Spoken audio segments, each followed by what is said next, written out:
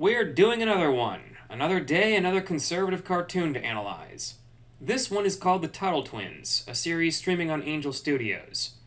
Confusingly, there is also a series of books by the same name, which are also designed to convey conservative messages to kids. I haven't been able to find any common ownership of the intellectual properties or evidence that the cartoon is an adaptation of the books, so we'll put it down as a maybe. Now, unlike every other conservative cartoon I've reviewed on this channel, The Tuttle Twins is actually good. I'd give the show an overall 9 out of 10, with a few criticisms we'll get to in a minute, but if you're looking to make an educational show for middle schoolers, you should be watching The Tuttle Twins and taking notes. First, from an entertainment value, the show gets a perfect score. The characters are awesome, Grandma Gabby is basically Miss Frizzle but with civics instead of science, and the jokes in this show are genuinely hilarious. Special mention goes to the gags about John Locke's wig, which continue to crack me up every time I see them. And from an educational perspective, the show gets at least an 8 out of 10. The Tuttle Twins communicates its messages in a clear way that's normally pretty easy for a middle school student to follow. The historical figures are incredibly well represented, especially Karl Marx. This being a kids' show, they can't show Marx too accurately, so I guess this is both the most historically accurate and most sanitized portrayal of Marx I've ever seen in fiction. So I showed this cartoon to a teacher, who told me that their 6th graders would find it hilarious, but if a 5th grader saw it, and even some of the older kids, they might like the raccoon and the jokes, but they wouldn't be able to follow the lessons about rights and economics. Grade schoolers could never grasp this kind of content. And this isn't a criticism of the Tuttle Twins per se, but rather an observation. The thing is, I don't think that the Tuttle Twins could dumb down their content any further without compromising their messages. And while you might think the problem is that kids today are too dumb, the teacher I shared this with has students with some of the best grades in the state of Michigan. Which is why I think that the problem stems from the nature of capitalism itself. Conservatives and libertarians have a tendency to think that capitalism is inherently natural, and that if there were no government and we were all left to our own devices, we'd have a perfect free market where everyone respected everyone else's property rights. Sorry, property rights? What property rights do you have in nature? Ownership is nothing more than a social construct. We have no property in nature. We actually have a pretty good idea of what humans would be like in a pure state of nature, just by looking at various types of apes, and how well they respect each other's rights. Spoiler alert, they don't. But I think the biggest problem with teaching capitalism to children is the fact that the free market runs entirely on voluntarism. It's literally in the name, free market. Under capitalism, you get to choose who you hire or who you work for. You get to choose what goods and services you buy with your own money. And most important, you get to choose who you have relationships with. And none of this makes any sense to children, who do not get to choose any of these things, starting with the relationships. When you're a kid, you don't choose your parents. If you have good parents, you basically won the lottery. You don't choose your siblings, if you even have any. You don't get to choose whether you go to private school, public school, or are homeschooled. And when you're in kindergarten, sometimes all the way through grade school, you don't even get to choose who you spend time with. We all remember a kid who went by different names. We'll call him Paul.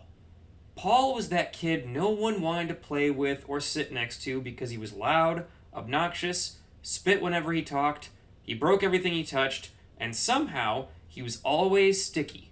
Even by the standards of other kindergartners, he was incredibly sticky.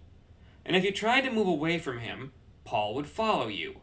And if you told him to leave you alone, the teacher would step in and force you to sit next to Paul. And part of the reason why is because she knew no one wanted to sit next to Paul. And if they didn't force someone to sit next to him, he would have no friends. Meanwhile, at home, you do not choose whether you work for your parents. You probably have some chores that you do around the house. You don't have a choice. You might have had an allowance, which you might have gotten paid for doing these chores, but you couldn't negotiate it. You had no power. This is how children see the world. You don't get to choose. And this is just as, if not more natural, than any of the freedoms capitalism and libertarianism promote. I'm not going to argue with people on whether childhood should be structured this way. That's not my job.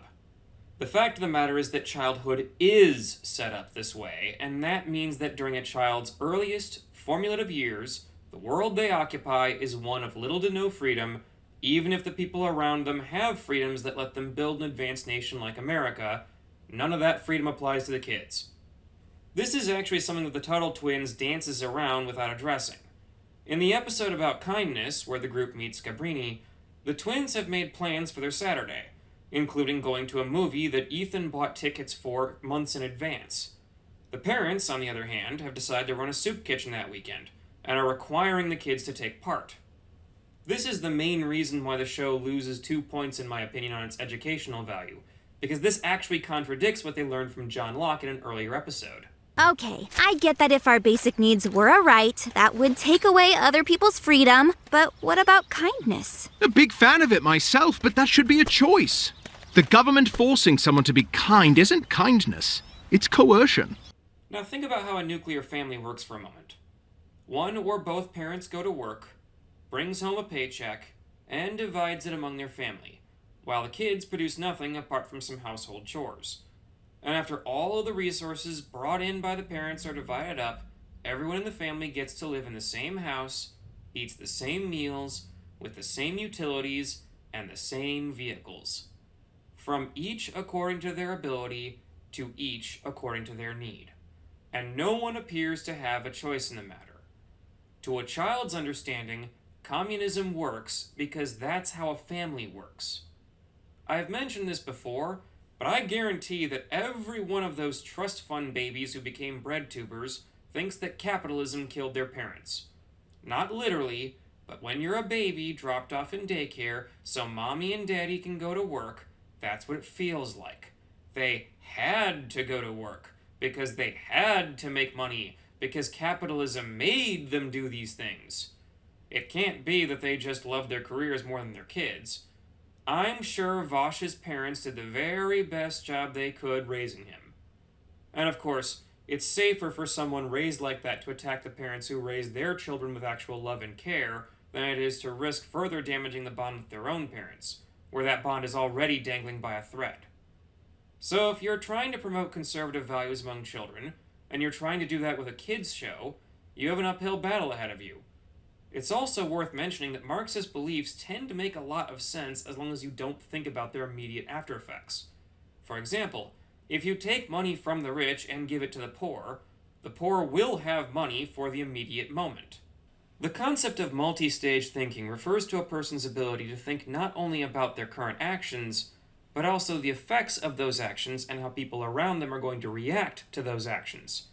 And it's multi-stage thinking that conservatives are using when they try to explain why things like communism doesn't work.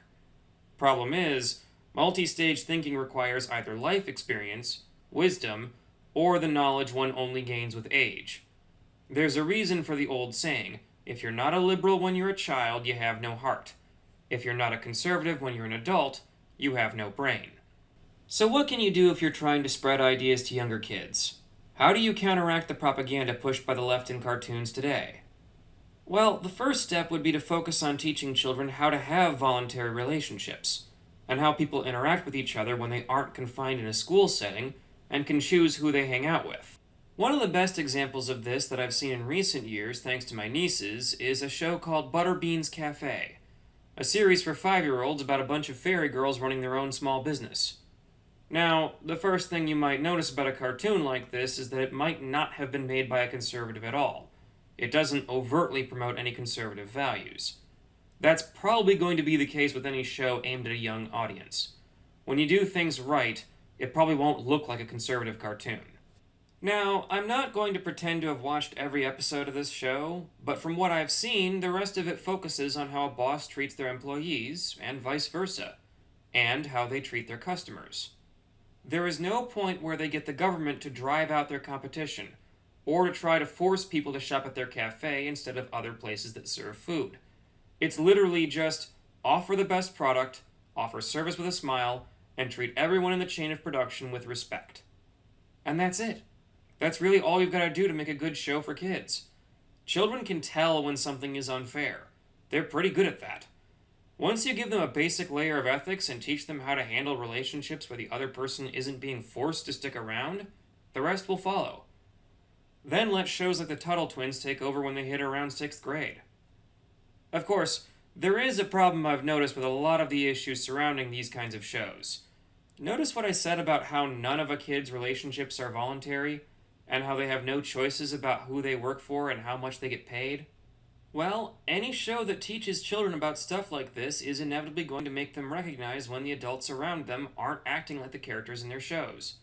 They're going to notice if their parents and teachers use bullying and threats to get what they want out of the kids, and they're especially going to notice adults who neglect important duties when taking care of children.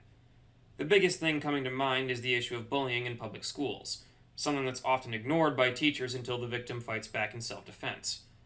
The problem adults often have with well-educated and mentally equipped kids is that those kids can call the adults out on their BS. I have to be careful what I say, because I already got a video age restricted for having Renaissance-era art that was too spicy for YouTube. But I think you get my point. Back to the issue of the trust fund babies who became bread tubers.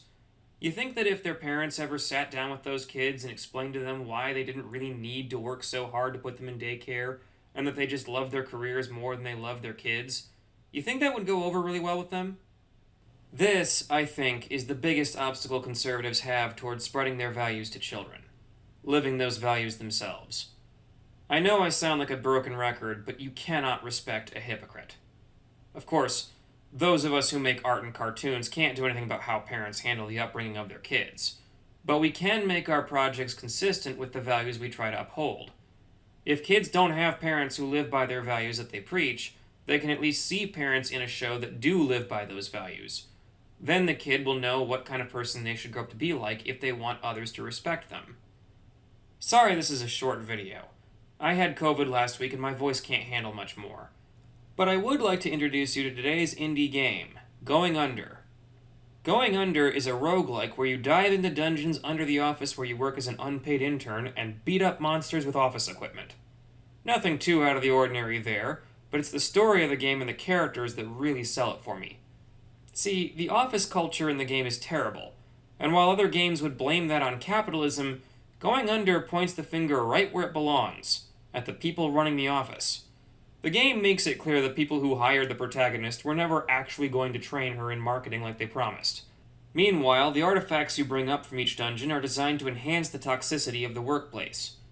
And in the end, the reasons why these businesses fail, including the final boss, is because they keep trying to rely on forcing people to buy their products and coercing employees to work for them, rather than trying to sell the products that people actually want, or creating a workplace where people don't want to quit.